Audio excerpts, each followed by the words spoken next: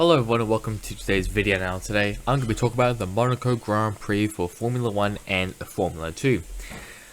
First of all, like and subscribe, it really helps me. So let's get on with the video. And this video, so first start off with F2 and then we'll go to F1. So I guess we'll talk about the qualifying Group A, so I'll just quickly mention it. Group A, the pole sitter for the race as well was Felipe Drugovich, Jack Doohan and Liam Lawson. That was the top three. Group B had Teo Porcher, Yuri Vips, and Enzo Fittipaldi. So basically, what the grid will, so the top six, what it looked like is that Felipe Drugovich was on pole position. Then it was Jack Doohan, Liam Lawson, Teo Porcher, Yuri Vips, Enzo Fittipaldi. That's how the polls, I think that's how the poll worked. I might be wrong, but I don't know. We just have to wait and see though. But I might be wrong, whatever. So we'll first start off with the sprint race. And the sprint race out was won by Dennis Hauger, who gets his first win of the F2 series. In second place was his teammate Jihan Deruvula. And in third place, Marcus Armstrong. As then for the top 10, we have Enzo Fittipaldi, Yuri Vips, Teo Porcher, Jack Doohan, Liam Lawson, Roy Nissany, and Logan Sargent ran out the top 10. Then ran out the Class 5 finishes, we've got Frederick Vestier, Sam Bullock-Abassi, Richard Verschoor, Callum Williams, Marina Sato, Ollie Codwell, Amaru Cordell, Jake Hughes, and Aramu Awasa ran out the top 19. So the Class 5 finishes for the sprint race. For the feature race, that was won by Felipe Drugovich. In second place, Teo Porcher, and in third place, Yuri Vips. And then for the top 10, if I can get that, there we go. They got Jack Doohan, Enzo Fittipaldi, Marcus Armstrong, Dennis Hauger, Jihan Deruvula, Logan Sargent, and Marina Sato ran out the top 10. Then Sam Bullock-Abassi, Richard Verschoor, Jake Hughes, Frederick Vestier, Ollie Codwell, and Cal Williams, and Aramu Awasa, they both DNF'd from the race, along with some other drivers as well. So that is Monaco all done for F2. The next race will be at Baku. So we'll have a look at the driver standings, and then we'll have a look at Baku. So I'll do the top 10 for this. And as of right now, it is Felipe Drugovich who has a massive lead over Teo Porcher in the point standings. Drugovich has 113 points, while Porcher has 81 points. Third place, Jihan Deruvula, then Marcus Armstrong, Yuri Vips, Jack Doohan, Enzo Fittipaldi, Liam Lawson, Logan Sargent, and Richard Verschoor ran out the top 10. And then we'll have a look at the schedule for Baku, and nothing's really been announced. All we know is that Friday will be free practice and qualifying, Saturday will be the sprint race, and Sunday will be the feature race. This is really also because that there's a week break, so next week there'll be no racing. I think, I can't remember. I think yes, yes. I think there is going to be no racing happening. I'm just checking the calendar.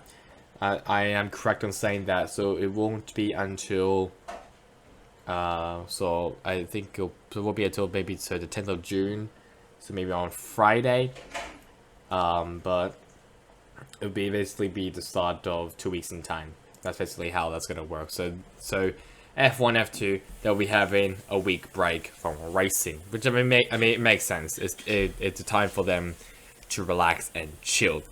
So that is F2 all done. Let's now talk about what we all were here for, which is Formula 1.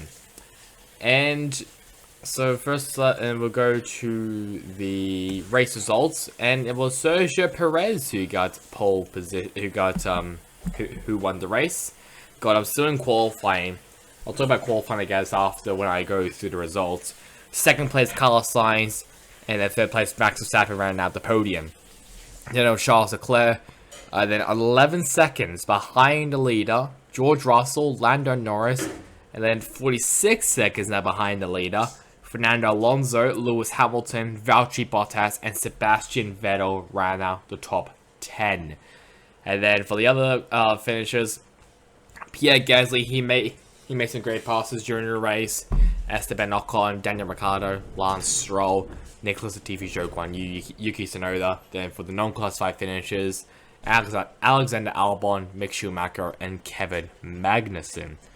So I guess like what happened qualifying, it was crazy. It was Q3. I think I think I paused here. I think that's what the corner is called. Perez hit the outside wall. I think he was sliding, entering the corner. He hit the outside wall. Then Sainz came in. He hit Sainz. Oh, he hit Perez, and the track was basically blocked. So Leclerc got a free pole position basically because of that. It wasn't like rigged or anything. It wasn't like 2014 Monaco. It was just unlucky move by Perez by just sliding, then Sainz also sliding to cause a roadblock. So yeah, that was something. It was pretty controversial, but I mean, makes sense. It was something. I mean, the track was blocked. No other driver could make a lap, so it makes sense why they just ended it straight away like that. So first of all, the race was actually literally red flagged because of the rain. There's obviously there was weather about rain, and it definitely came in. Rain definitely came in. It started pouring, I think, when the formation lap started, and I think it was a 45-minute rain delay, if I remember correctly, on the red flag. So yeah, we had to wait for 45 minutes, and then finally the race got back underway, and it was actually pretty decent. So lap 1, Latifi gets into the hairpin, while Stroll also crashes, I think, and Massenet, whatever the hell that bend is called, up the hill, and then there's like a left turn bend. I don't know what the hell that's called. I think it's called like Massenet. I might be wrong though. Lap 12 and lap 14, Gasly actually made some passes at Monaco, just like I said. Pierre Gasly made some passes. He first passed Zhou Guan Yu at Mirabeau, and then in lap 14 he passed Ricciardo coming to swimming pool. So Gasly made some great passes actually. In lap 17, Esteban Ocon and Hamilton collided. Kind of looked like Ocon turned in on Hamilton, but at the same time, I feel like Ocon actually got a 5-second time penalty because of this by causing a collision. I think Alexander Albon got a 5-second time penalty for leaving the track and gaining an advantage. So I guess it was definitely Ocon's fault then. I mean, it looked a bit weird. I don't know why the hell he would turn on him. He has mirrors, he could easily see, but apparently no. Lap 21 and lap 22. So first lap 21, Ferrari pits for dries, and lap 22, Red Bull pits for dries. So, but in lap 21, so for Ferrari's case, we could actually hear from on the highlights. I mean, during the race, that the race engineer for Leclerc told him to stay out, but it was just too late for him.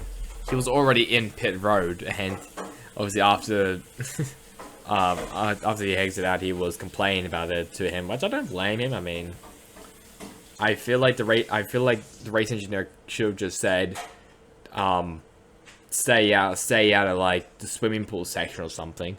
I don't know why the hell he will say it like just before he was about to turn in, but whatever. It's Ferrari, I guess we can say. That 23, Sainz actually makes a great save on our front stretch. I think Perez moved over a bit, which kind of shocked Perez. So kind of shocked Sainz. Sainz made a great save there on the front stretch. He's still looking for that maiden win. I generally think he can do it.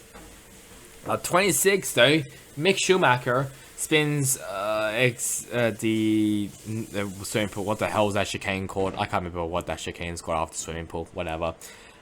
His car got split in half. It was basically shades of Bahrain with Romain Grosjean. Luckily, there was no fire. Thank God for that. But he was okay. Magnussen retired a couple laps earlier. Yeah, lap 19. So makes sense. I mean, sucks for the Haas guys. I don't know what happened to Magnussen. I think it's like an engine issue. I think it was something mechanical. I think a mechanical failure happened. Schumacher had a massive shunt though. He slid a bit, exiting the swimming pool, and then slid to the other chicane. Hit the Tech Pro barrier really hard, which caused also a red flag just to fix the barrier. But he was okay, which is good. The car was definitely not okay though. Lap 50, Zhou Guanyu makes another great save. I think he was going to pass, I think it was Gasly, I think, onto the, after the tunnel. I can't remember what that chicane is called. Oh my god. It's before to back, I know that. Made a fantastic save. I think it was like 45 degrees of an angle, which is a very impressive save. Obviously, I can't show any of these videos. You know why? Because FOM exists. That's why. So that's why I can't show any of, sadly, any of the clips of the race. Lap 56, top 4, like a second separated from each other, which was, it was basically nose to tail train. Lap 62, the race ends because it was a 45-minute delay, and Perez won his first ever Monaco Grand Prix. So let's now have a look at the driver's standings. Now, this is actually the first time I've seen the driver's standings. Max Verstappen, very clear favorite right now. He's 125 points. Leclerc further back with 116. 6 points separating now with Sergio Perez now on the hunt on third place. Then got George Russell, who's now up to 4th place. Then Carlos Sainz, Lewis Hamilton, Lando Norris, Valtteri Bottas, Esteban Ocon, and Kevin Magnussen round out the top 10. Then Daniel Ricciardo, Yuki Tsunoda, Fernando Alonso, Pierre Gasly, Sebastian Vettel, Alexander Albon, Lance Stroll, Zhou Guanyu, Mick Schumacher, Nico Hulkenberg, and Nicholas Latifi ran out all the drivers that competed in this year's F1 season. Let's now have a look at the Azerbaijan Grand Prix for Formula 1, and we'll go to track time, obviously, because that's better. So, track time. Wow, look at that. So, I think 3 o'clock to 4 o'clock will be FP1 on June 10th, and also on June 10th on FP2. Start at 6 o'clock to 7 o'clock. Try to remember all these. 3 o'clock to 4 o'clock on June 11th is FP3, and then later on in the evening, June 11th as well, on qualifying, that will start at 6 o'clock to 7 o'clock, and finally the race on June 12th, that'll be from 3 o'clock to 5 o'clock. So that's really about it for me. Hope you guys enjoyed it. Catch you guys on next time in the next one. Goodbye.